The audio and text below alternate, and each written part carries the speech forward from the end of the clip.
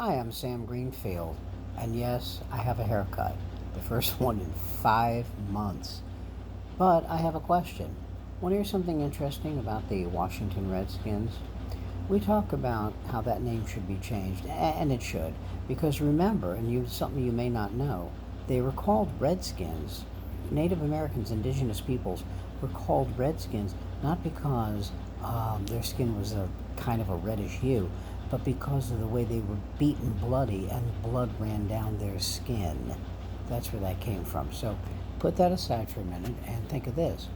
The Washington Redskins were founded and owned by a virulently racist man named George Preston Marshall, who thankfully just had his statue removed from RFK Stadium in Washington, D.C. Um, George Preston Marshall's team, the Redskins, were the last team to integrate in the National Football League. Okay, no Jim Brown, no Marion Motley, no Big Daddy Lipscomb, no Lenny Moore, no Ernie, no Leroy Kelly, no Willie Wood, no Herb Adderley, no. A lot of white guys. And I rooted for that team, and they sucked.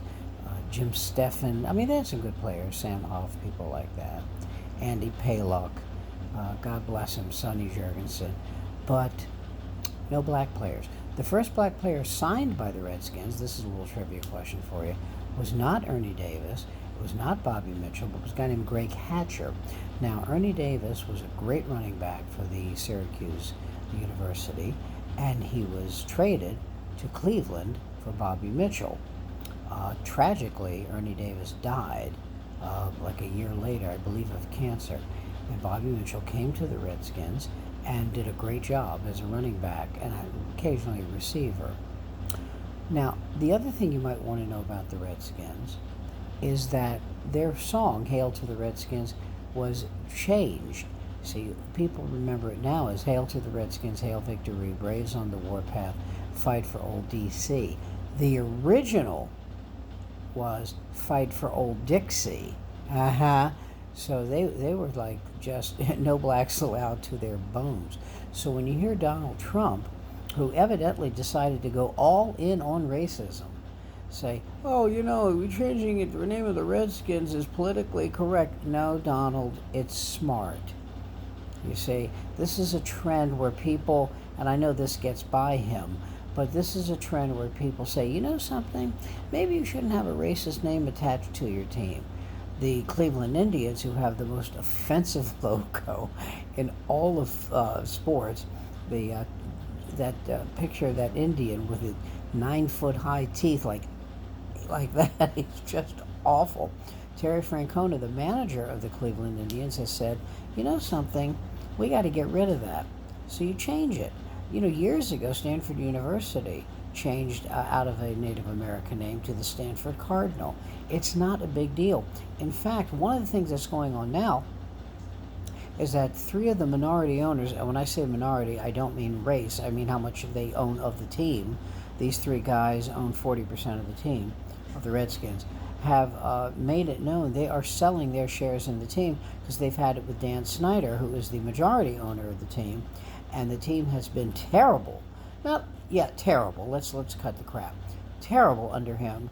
I think like 1 or 2 playoff appearances in 21 years that he's owned the team. And this is a team that had 3 Super Bowl victories in 9 years.